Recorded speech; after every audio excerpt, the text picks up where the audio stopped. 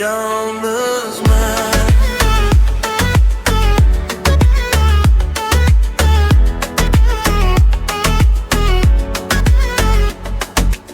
Geceler sessiz düşünürəm səni. Ürəyim dolu xatirələrlə məni dinləyir heç kim.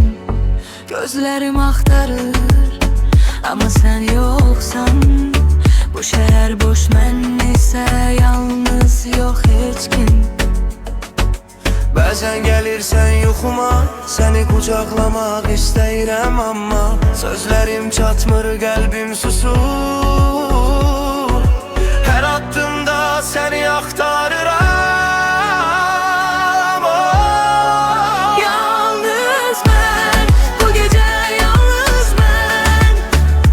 Səni düşünürəm, amma sən uzaq. Yalnız mən, heç kim bilməz bunu.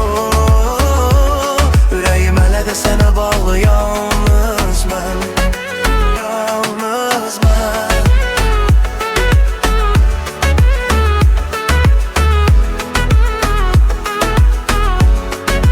Yalnız mən.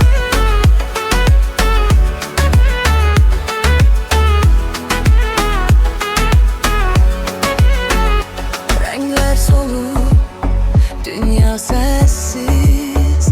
Sənin gülüşün gəlir yadımda yenə. Sözlər susur, amma hisslər qalır. Hər addımda xatirələr ilə doluram. Yalnız mən, bu gecə yalnız mən. Səni düşünürəm, amma sən uzaq. Yalnız mən, heç kim bilməz bu.